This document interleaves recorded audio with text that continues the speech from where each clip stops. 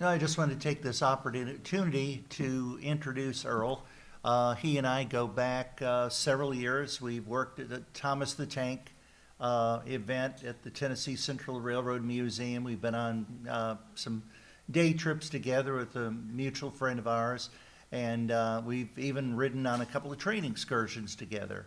So this gentleman seems to know so many things about different subjects, including the military and the legacy of his father, and so many different things. But he's also a fellow train historian and probably a model railroader. But anyway, it's great to have you here, Earl, and we look forward to hearing your program. Ralkin, thank you so much. And I want to thank all of you for being here today. This program, as you know, is about my father, Lieutenant Commander Earl Henry. He was a dentist. He was a Tennessean from Knoxville originally, and he perished in the sinking of the USS Indianapolis. My father's also known as the painter of birds, and that was a title that was given to my dad in an article in 1952 in the Nashville, Tennessean Sunday magazine. Louise Davis, the writer, was the writer who gave her that title. My father was born in Clinton, Tennessee, but the family moved to Knoxville soon after that. So that's where he really grew up. When he was age 12, that's when he started his interest in birds. He collected Arm& Hammer bird cards. Now, families did a lot more baking in those days than they do today. But each box of Arm & Hammer soda had a very high quality bird card in it. And my father became a skilled ornithologist after joining the bird club and being mentored by members of it. He also took a taxidermy course while he was a senior in high school. And this amazes me, it was a correspondence course, okay? And with those two skills, he obtained a special permit, collecting one sex of each bird for the purpose of mounting for exhibit. I'm sure there were lots of exceptions to those birds, but this is one of three that we have retained.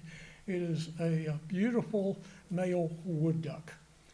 Now, this is one of the birds that we donated to the Imes Nature Center in Knoxville. Mr. Imes, that originally owned that property and arranged for it to be a Knoxville City Park, was a close friend of my father's. But notice the talons on the great horned owl. They're huge. This is possibly the rarest bird in the collection. Now, my father didn't collect it. It was taken from a nest in what was then, this was before the establishment of the Great Smoky Mountain National Park.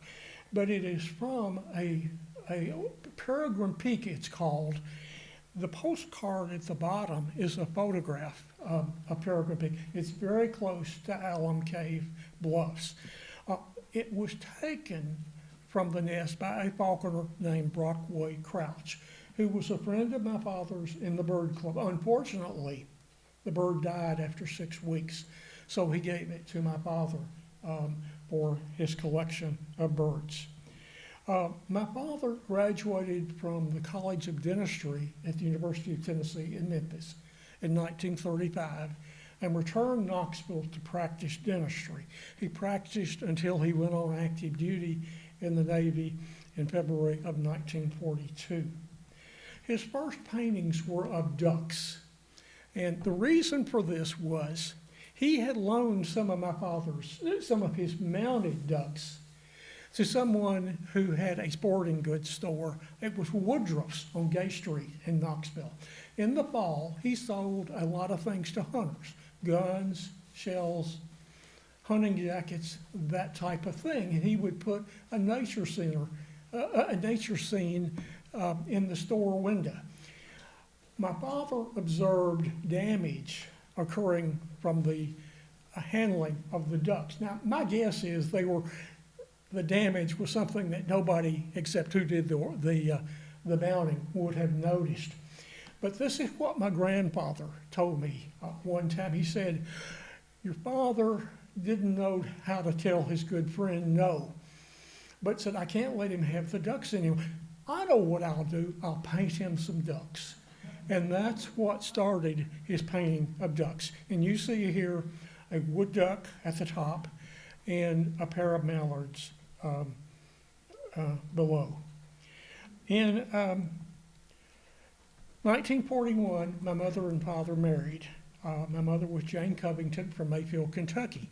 But she had become a patient of his. The people that she boarded with while she was teaching in Knoxville recommended a dentist for her to go to, and it was my father.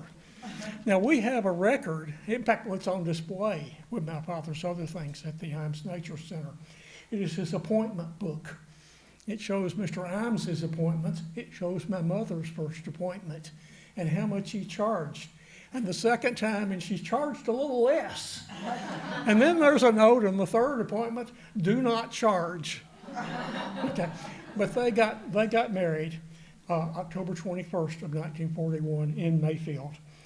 Now, it was only a short time that they lived in Knoxville, because on February the 15th, my father had orders or reported for duty at the U.S.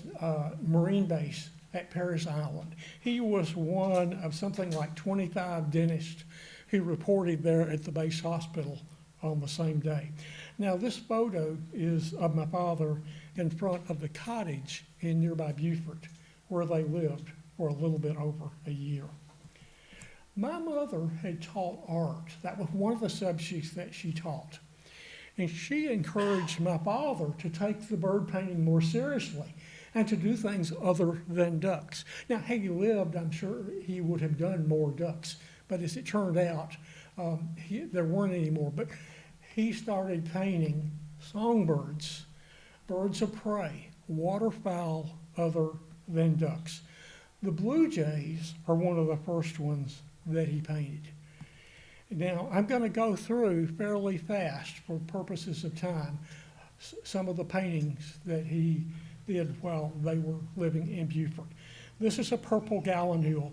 Now, I was real shocked back in 1978 when I saw one of these on the grounds of my apartment building in Green Hills.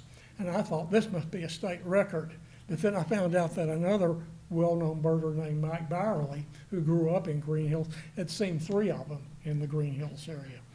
But this is a painting of Anhingus, pileated woodpecker, snowy egret. It is the yellow feet that is the definitive identification of which bird this is. This is the first of 2 hummingbird paintings that he did, and I think this is my favorite of the 2. What medium? Oils? Tempera. Very good question. Thank you. And this is, of course, belted kingfishers all over the state of Tennessee, especially small streams. Orchard orioles, cedar waxwings. This is one of my favorites. It sells right along with the vibrant cardinals and tanagers and redbirds. But okay, this is the painted bunting. This is one of my favorites. Now, after being stationed at Parris Island for just a little over a year, my father had orders to report to the dental contingency that was stationed at the Naval Academy. The Naval Academy had a lot of personnel there. It wasn't just the midshipmen. There were lots of other personnel that were there for various types of training. And so this is a picture of the dental corps. One of the first paintings he did, maybe the first, which is the Northern Oriole. Now, my dad knew this as a Baltimore Oriole. I knew that as a Baltimore Oriole. Now, the reason we titled it Northern Oriole was that the the birding organizations that is in charge of the official name changed this to be a Northern Oriole Baltimore race. Okay, now they reversed themselves. So if you get a bird book today, it's probably going to say Baltimore Oriole. Now you may notice the leaves on the tree. What tree is that? It's our state tree, the tulip poplar. It's also the state tree of Indiana. It was at Annapolis that my father did his second hummingbird program. Now we're going to be giving out prints, and we had to do this real quickly. But there are 2 prints in each sleeve that we've got, and the ones that show a hummingbird on the top have the other hummingbird print underneath it. But each one has 2 of the more popular small prints of my father's. This is the best of 3 cardinals that my father did. And it's Cardinal 1 because it was the first of the 3 he did. The great egret, you may notice the reflection on the water of some of the feathers and of the trees in the background in the swamp scene. Another really popular print is of the scarlet tanagers. The tanagers, the painted bunting, and the Cardinal 1, if you put any of them together, they really make a great collage. These are red-breasted nuthatches. Now these may be birds that a lot of you aren't familiar with, the king rail and the clapper rail. I've seen each one of them only one time. The king rail, which is a freshwater bird, I saw on a Sunday afternoon when I went to the Green Hills Y in that creek in the front of it. And I didn't know for sure what it was, but I studied it for 45 minutes, its movements and its features. And as soon as I got home, I saw it was a king rail. The clapper rail is a saltwater bird, but they coexist in brackish marshes. And my father would have known that. So I'm sure that that's what he intended to depict. I've seen it at Huntington Beach State Park in South Carolina. Now, this is one of his larger paintings. It is of an immature red-tailed hawk. Now, I really wish he had done one that was a mature bird that had the red tail, but I'm lucky that he did this magnificent painting. These are peregrine falcons, at least that's what they're known for today. Now, if you had a bird book during my father's era, it would have been duck hawks. There were 3 of the falcons in the United States that used to go by their Americanized name that today are classified with their English names. And this is one of them, peregrine falcons. This is one of 2 red-winged blackbirds that he did, which are very, very common on waterways here in Tennessee. We have some that nested maybe less than 100 yards from our home in Brentwood this summer. Now, my father, while he was at Annapolis, volunteered for sea duty. He thought he should take his time at sea. And he was assigned to the USS Indianapolis, which became Admiral Spruance's flagship most of the time that my father was on the ship. And that would have been considered a choice assignment. And this photo was made, he joined the Indianapolis at Saipan on July 25th, 1944. It took him 8 weeks after leaving from California to catch up with the Indianapolis. A ship would take him to where they thought the Indianapolis was, and it would have just left. And so he'd have to get on another ship to try to catch it. And he took 1 plane ride between islands, but he finally caught up with the ship at Saipan. Now this is when my mother started collecting the letters that he wrote from sea. And I have copies of all of them. We also have the original, but I know more probably about my father's personality from these letters than anything else. He was very lighthearted. Now, he took his work very seriously. He took his birding seriously. He took his family seriously, but I don't think he took himself seriously. And so I'm thankful to have these letters. Now, be aware that most children of men who were lost at sea on the Indianapolis, who never saw their fathers, know very little about their father. It shocked me when at age 50, I first got to meet with a number of them. I hope that some of them might know their dads as much about them as I do. But I'm very lucky, and one of the reasons is the letters. On the ship, my father painted this bald eagle. I call it I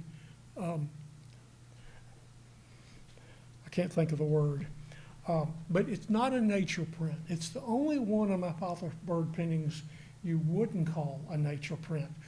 It's a war portrait painting.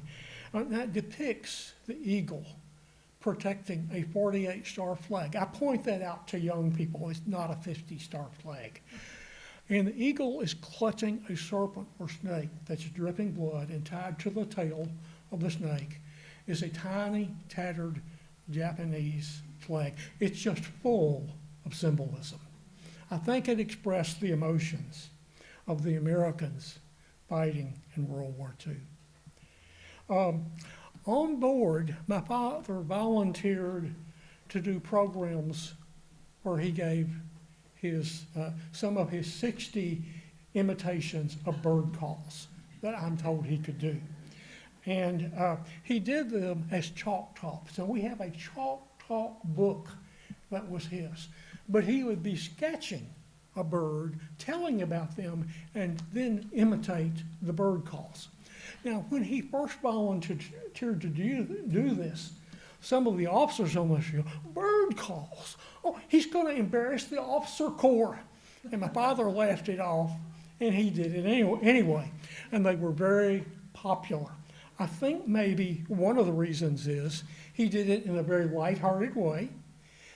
Like I say, I don't think he took himself seriously. And I think he was able to do it in a very, very lighthearted way. I'm also thinking, if you heard the sound of a bob white or of another bird that you recognized, it would remind you of home. And we have a record of recordings of bird calls that were made by a French professor using recording devices for his foreign language students to speak and hear how they sounded. I'm very grateful for that. And in November of 1944, the Indianapolis went to its home port, which was Mare Island Naval Shipyard. My mother joined him and was there for 8 weeks. And I'm glad she did, because otherwise I might not be here today. It was a long time before I didn't realize I was really a Kentuckian. I was really a Californian. Meryl and I have visited Mare Island Naval Shipyard. It's been closed as a military installation for a long time, and a lot of the island is like a ghost town. But some of the facilities there, including what had been the former officer club and the golf course there, are still there. My father did another painting in November 1944, the next to the last. It was another cardinal, the second one he did. It was a gift to a family on my mother's side that they visited in Fresno, California. That was mailed to them as a thank you. And early in 1945, the Indianapolis was extremely busy. Esperance's flagship, it went to Iwo Jima. You see the famous flag raising there. There were 4 flag raisings that were done there, but this one they kept putting larger flags on it. Now, I want you to notice this. This is my grandparents' home in Mayfield, Kentucky, and I lived there till I was 8 years old. Notice in particular the red brick and the white window bases, because my mother, who was staying there while my father was at sea, got this painting as her birthday present. He told her, I'm not where I can buy anything for you, and we are so busy, but I'm mailing you a painting for your birthday. And it arrived shortly before her April 10th birthday. And so everybody in the family recognizes the brick and the windows and knows what it represents. This was his last painting. On the back of this painting, he wrote a love letter to my mother. So when we had it framed, and I asked my mother, why have you not framed this? And she turned it over and showed the note on the back. So we had it framed with a clear backing on the back, okay? On March 31st, off of the coast of Okinawa, one day before the invasion started, the Indianapolis was hit by a kamikaze plane. 9 men were killed. It's very fortunate that the bomb that the plane dropped just before it slammed into the ship went all the way through the ship and into the water before it exploded. So there was no fire or explosion on the ship, but it did kill 9 men, and my father had to identify them through dental records. The ship went back from Okinawa to Mare Island. It was patched up and limped its way across the Pacific. And my father got a 3-week leave to travel to Mayfield to be with my mother. And while they were there, they made a trip to Memphis. My father was thinking about the war being over and where he would put in for a request duty, because he realized he probably wouldn't get immediately discharged when the war ended. And he wanted to see what the dental facilities were there. And while they were there, they went to the Peabody Hotel. And this photo was made on the roof of the Peabody Hotel. Did he do that because of the ducks? Though I think they've already left the roof by dinner time. I've been there one time. But my mother was pregnant with me. And so I consider that our family portrait. This is June of 1945. A few days later, and I think it was like Lynn Vincent, who was the co-author of the book Indianapolis with Lynn Vincent. From reading the letter, she came up with, I think that she thought it was like 4 or 5 days after my father left. When my father arrived at Mare Island, he had a telegram that he had become a dad. And so this was the announcement card. Now, I was born 6 weeks premature. And like my rival here today, that's the only time I have ever been accused of being early. This is a photo that was made by the ship's photographer, who was from Nashville, Alfred Sedivi.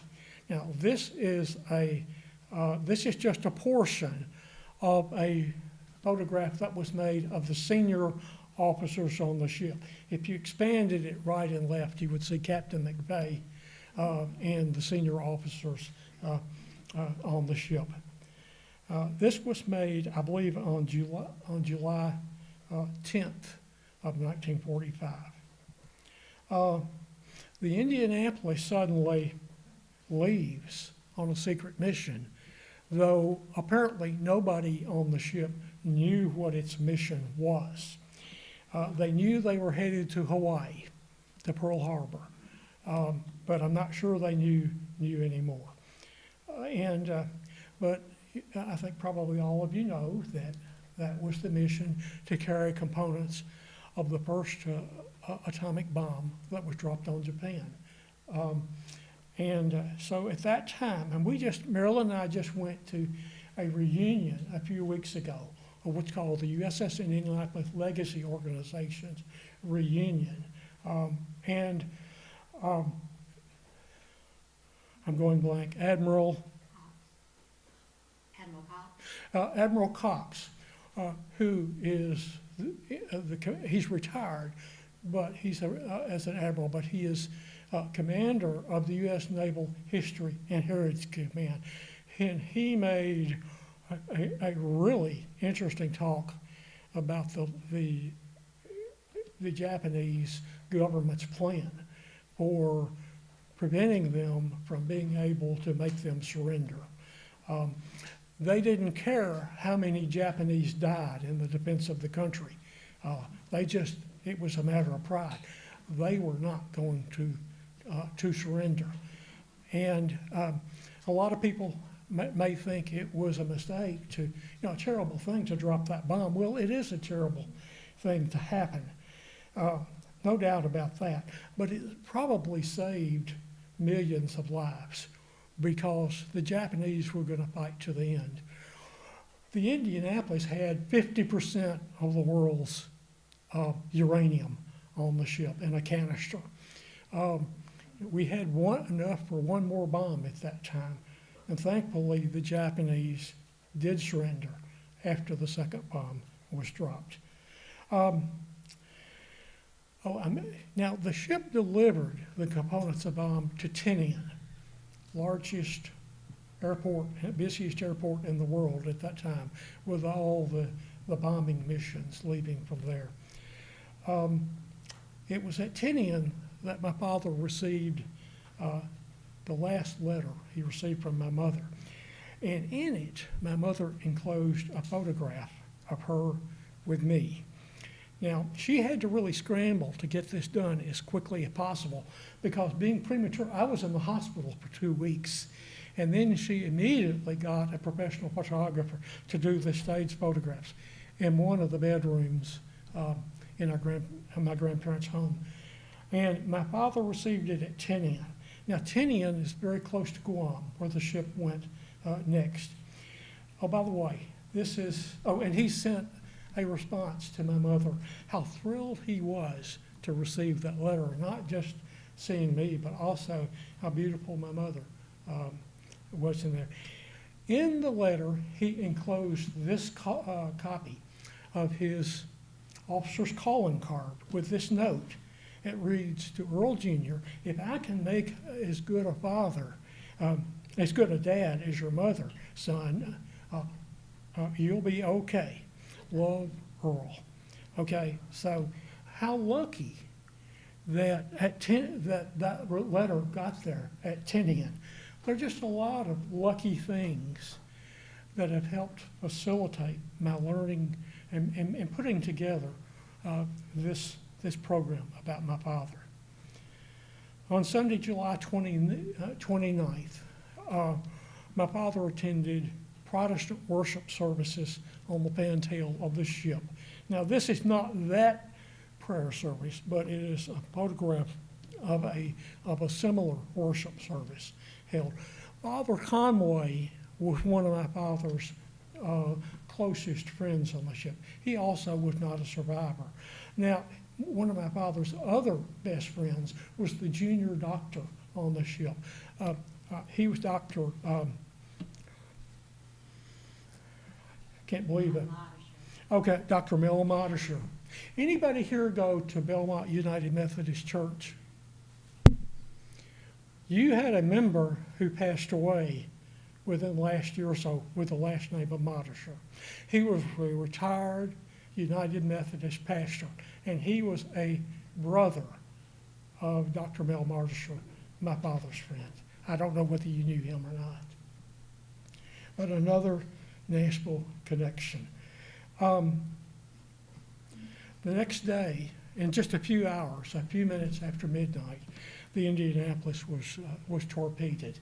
Now, numbers have been changed. If you look on the internet and you go back to old reports, you'll see different figures on the number of crew who died, the number of crew who survived. But this is the official number, 879 lost at sea, 316 who survived. This is an example of one of the many newspaper headlines. This was from the Indianapolis paper, but it says the war has ended, because the Japanese had surrendered. And below it has the news about the cruiser Indianapolis having been sunk. And you see the figure they had was 883. My mother received the telegram that my father was missing about 2 hours before it was announced that the war was over. And she had a really, really difficult time, though she hid it from me. And the fact that I was with my two grandparents, my grandmother and my grandfather, was part of why I didn't realize the pain that she was in. A lot of coincidence, a lot of just lucky things have happened to give me more information about my dad. About a year before my mother died, this was in 2008, my uncle from Mayfield, who had gone through boxes of things that had been moved out of grandmother's attics, found some things that had apparently belonged to my father. And here was a newspaper article that my mother and I didn't know anything about. And it was written 12 years before the sinking of the ship.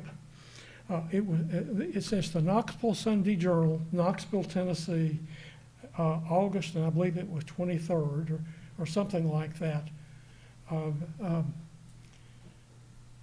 Well, I'm going to go to the next slide, and I can actually read it. But it says, mounting birds is not stuffy business. And the reporter was reporting on this dental student who was, it says, that he will stop mounting birds when he starts practicing dentistry. Why? Because patients will not want to go to a dentist who's had their hands mounting birds, okay? And my mother and I were shocked. My uncle was so happy that he had brought this, but he didn't recognize the name of the reporter. It's Kyle Seymour from Knoxville. The amazing coincidence. Kyle Seymour and my father were both lieutenant commanders on the Indianapolis 12 years after the article, and both went down with the ship. And let's see. On the bottom, there is a note that says, that explains that about the coincidence. Sam Venable, a columnist for the Knoxville News Sentinel, has written a number of stories about my father through the years, but this one was one of the most interesting articles he wrote when we sent this to him. Oh, here it is. Has more details about that. My father, this is my mother at age 91. There's a dental clinic named in memory of my father. It's called, now this is a misleading name, but it's called the Earl Henry Memorial Clinic. It's actually an annual program of continuing education for dentists and dental hygienists. And it's still going on today, and it has just grown over and over and over through the years. And this was the last one that my mother got to attend. And she looked pretty good, but Meryl and I knew that she probably had just a few days left. She died 16 days after this. When the obituary came out in the Tennessean and the Knoxville and Mayfield papers, later that day, I got a call from someone in the Navy who was saying, we've read the obituary, and primarily because it stated my mother had never remarried, and that she had had her husband's paintings reproduced, that we want to offer a U.S. Navy ceremonial guard either at her funeral or at her burial. And so she got her military burial in Mayfield, Kentucky, with its contingent of the U.S. Navy Ceremonial Guard. I had no idea that that would be a benefit that she would get, but it was very meaningful. I'll come back to this a little bit because the USS Indianapolis Memorial Museum is a very important reason that I have this PowerPoint presentation. This is an exhibit about my father right here. It has his dress white uniform, which he would not have needed when he was at sea. It says a number of the paintings there. And then on the bottom, you can't see it, that this other memorabilia about my father. We're very proud of that. In 2005, I asked the chairman of the Survivors Organization if they would let me do a presentation about my dad. And he graciously let me do that.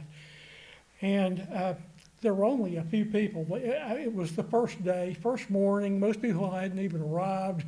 And I went through the lobby, and primarily survivors, saying the meeting's getting ready to start, because there was nobody in the room except somebody, a reporter that I had notified about my presentation for the American Legion. But that was a very fortunate thing.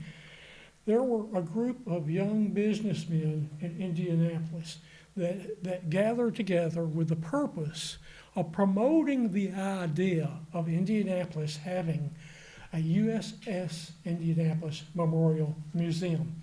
And by 1 o'clock, I had been contacted there at the hotel by one of those men who had become one of my closest friends, inviting me to come back to Indianapolis on Veterans Day to give programs to school groups.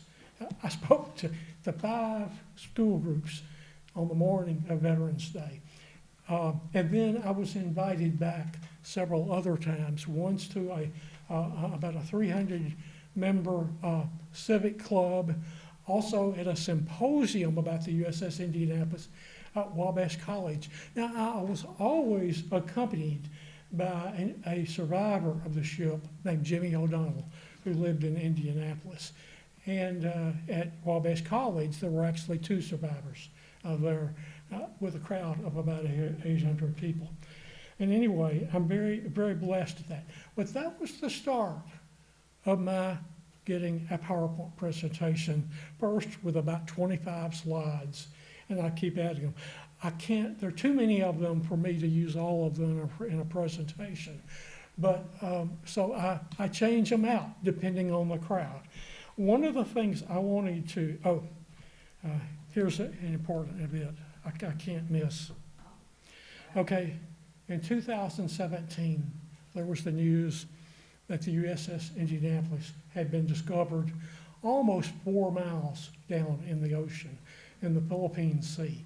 It was discovered by the Petrel, a research vessel funded by Paul Allen, one of the original co-founders of Microsoft. And Maryland had received advance notice of this from Sarah Bladdock. She was visiting family in Alabama. She forgot to tell me about it until like 2 days before it was announced. And then I started thinking about it. I didn't think it would be important. I mean, what are we going to do with a ship that's at the bottom of the ocean? We're not going to go visit. It can't be raised.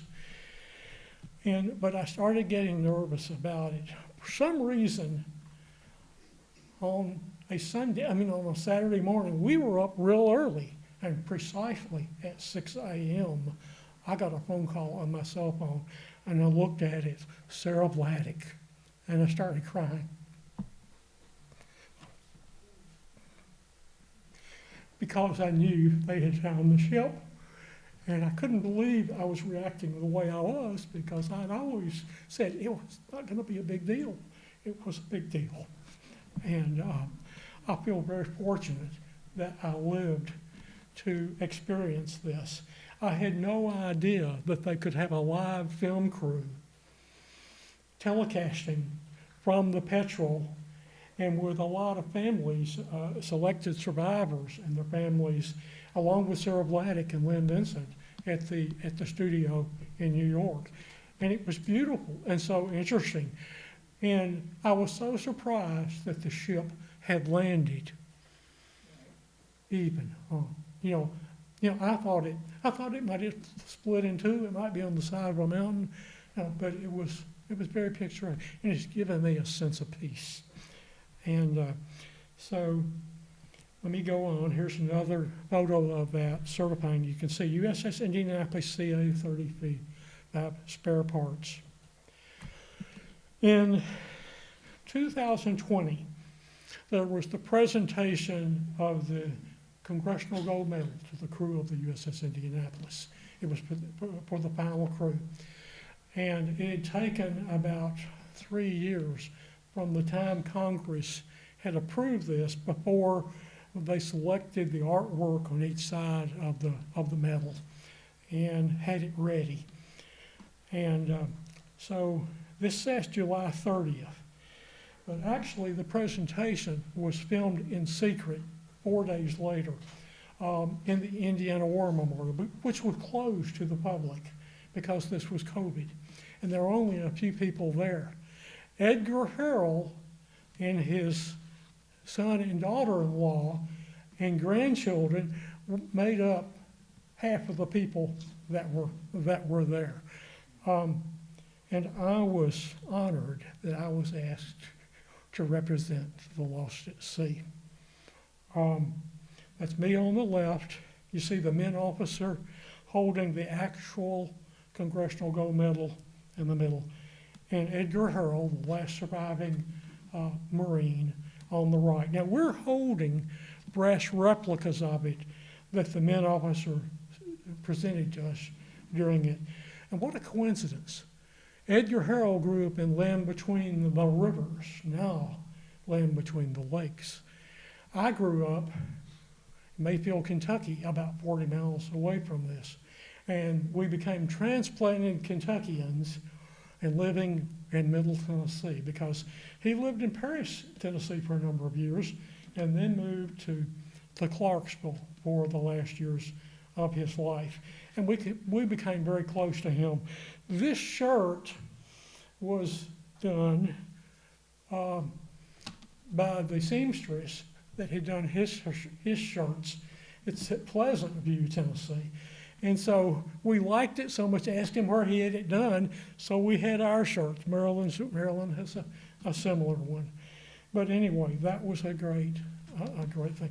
Now, the reason that they selected me out of all the possibilities, they really didn't know that many possibilities. Because when I gave that program in 2005 and then started promoting the idea to school children and other groups about the USS Indianapolis Museum, I attended every year. I never missed a survivors reunion after that. They knew me. There were always a few Lost at Sea family members that might be there, but usually not very many. And a lot of us felt like we were second-class citizens there. It wasn't quite the same, but they opened up. I don't feel like I deserve the credit for this. I never thought I was important enough that I could do this, but I think they were right, that it was my attendance that helped open up the survivors organization to welcome Lost at Sea. And whenever I felt my mission when I was there, if there were any first-timer Lost at Sea families, to greet them and make them feel welcome. Now, depending on what list you look at, this is about how many Tennesseans that now it's kind of a crapshoot trying to figure out how many Tennesseans there were.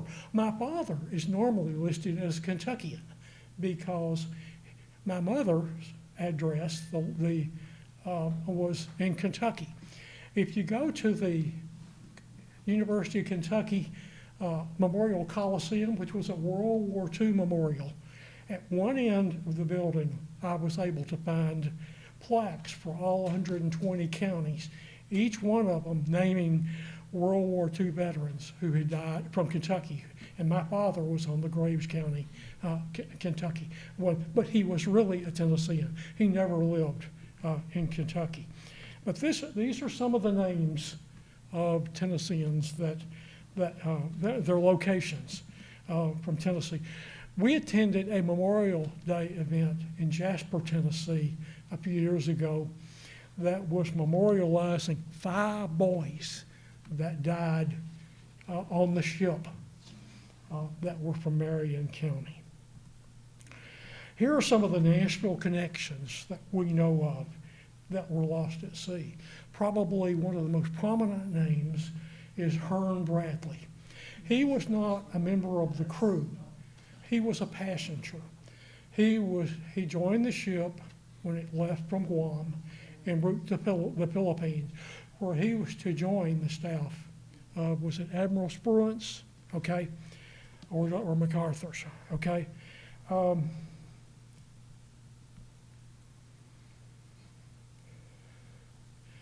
Hearn Bradley in Nashville would be his brother? That was his dad. His dad. Now, I never met his dad. My mother met Mr. and Mrs. Bradley, introduced by her dentist, who realized that 2 families from the Indianapolis were in his waiting room. It was a very emotional event. It really shook my mother, and also shook the Bradleys. But it was the waiting room became a very tearful thing. But I wish I had met them. But I remember where his office was on Glencoe in Green Hills. Another Nashville connection was Lieutenant Page Hill, and my mother had met Lieutenant Hill and his wife Dolly at Mare Island, and but he died on the ship. Now his connection is that he went to Vanderbilt. He was also a nephew of H.G. Hill Sr. And then another prominent name, someone I mentioned earlier, is Alfred Sedivi, who was the ship's photographer. Some of you may know his niece, Nikki Sedivi Lancaster, and her husband, Alan Lancaster, and maybe some of their children or grandchildren. Sedivi had smuggled lots of photographs to his wife. Apparently, he intended them to be used in publishing a book after the war. Now, he might have been court-martialed if he'd been caught. He was able to do this through his buddies in the mailroom. I don't know how many there are. There are hundreds. I'm going to guess there are at least 2,000. Nikki eventually let the United States Naval Institute publish and sell on the internet some of the paintings, some of the photographs that were for there. Now, the last name here is someone named Donald Dicus, and I never met anything about his family, but he attended Tarbach School. Anybody remember Tarbach School, which became the Senior Citizen Center? And but they lived at 1818th Avenue North. I think that is just north of Charlotte. But he was survived by his mother, 4 brothers, and 3 sisters. Now, here are some other Nashvillians. One of them is Bill Akins.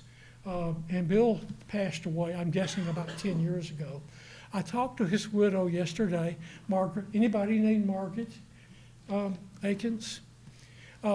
She had hoped to be here today. She's 87, but she's still driving and is a very spunky lady. We first met her in Indianapolis, but they live in Hermitage, not far from where Nikki Sedivi Lancaster lives. Another family is the family of Charles R. Collier, a survivor. Now, I never met him.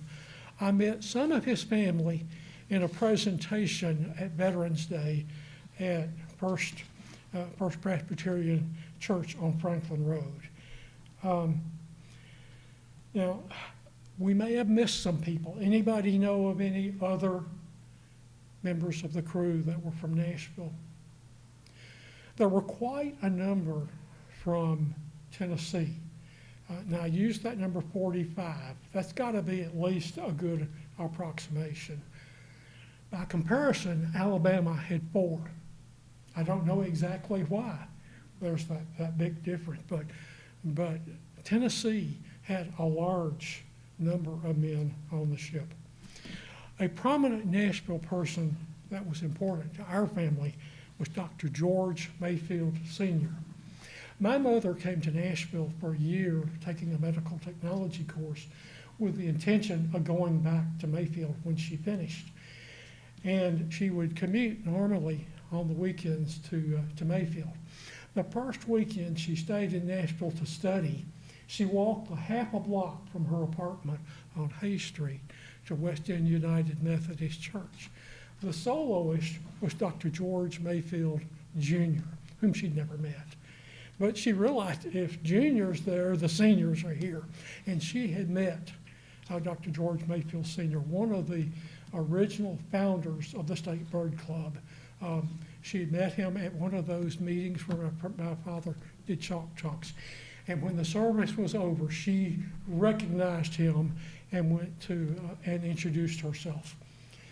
Dr. Mayfield, I don't think any of you are old enough to remember this, but he used to write a column one day a week in one of the papers. I think it was the Tennessee, but about birds.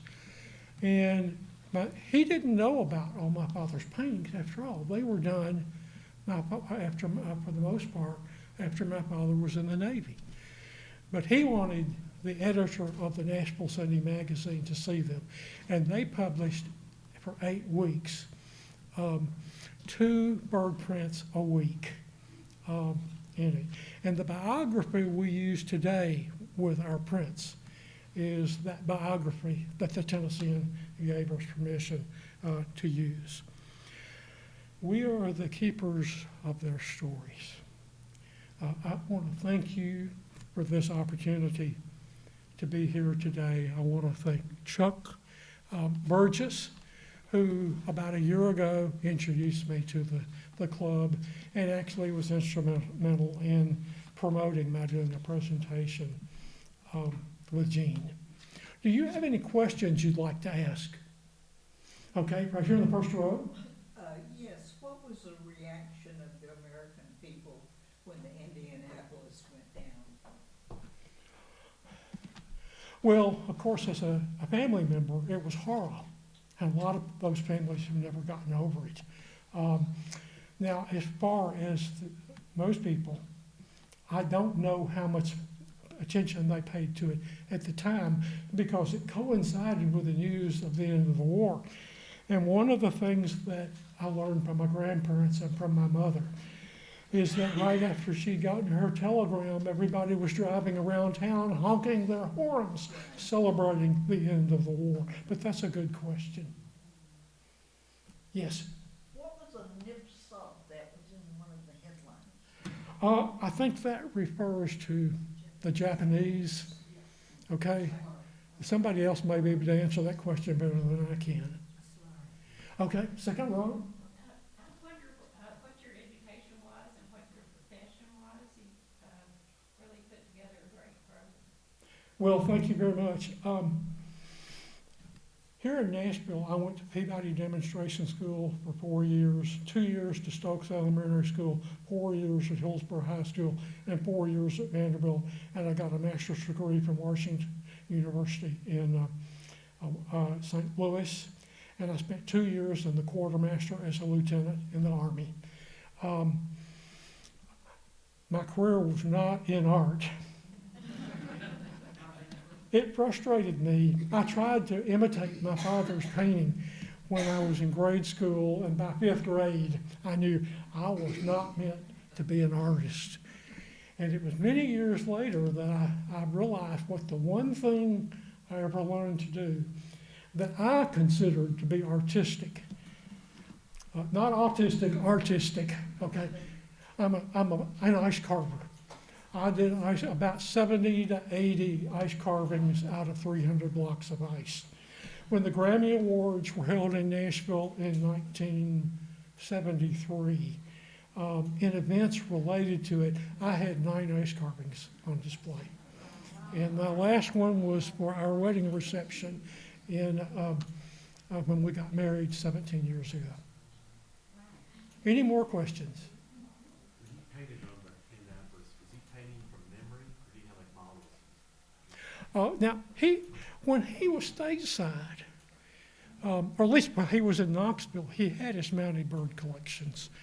He did not have them when he was at the Naval Academy, and of course he didn't have them on the ship. I don't know how many bird books he may have had with him, but he may have been doing it from memory. Now, I'll never know the answer to this, but I wonder if he had a photographic memory. Good question. Chuck? Earl, there was a time when you were in the print business. Yes.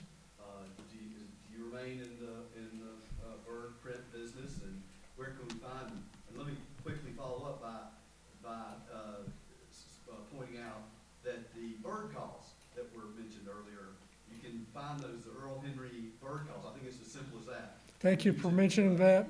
I was supposed to announce that. But I don't want to go too far astray with that. I'll get back to it. Thank you. Will you be my marketing manager? Well, I happen to have several of them on a prominent wall. Well, I was supposed to mention this.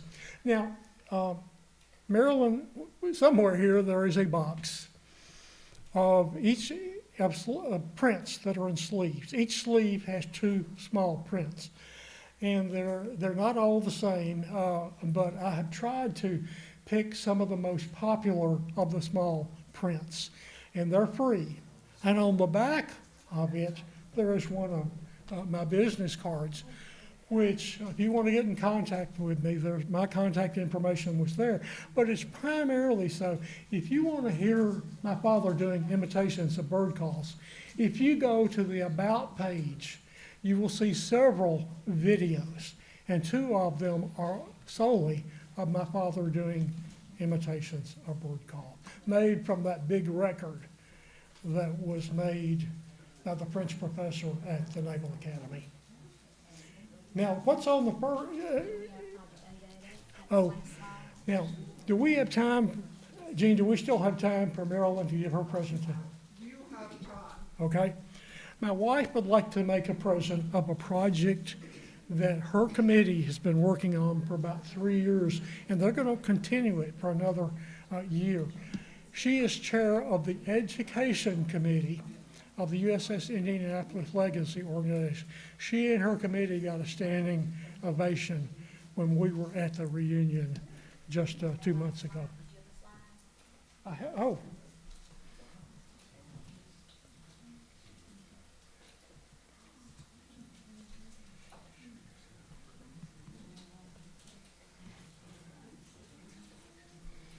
I'm having trouble getting back to it here. Can you hear me from here? I was 31 years in Memphis City Schools, 12 years as a school principal. 50 of my children could hear me from the back of the auditorium. And they were wonderful, wonderful children. It's a highlight of my life other than being married to Mr. Henry and being adopted in the U.S. Indianapolis.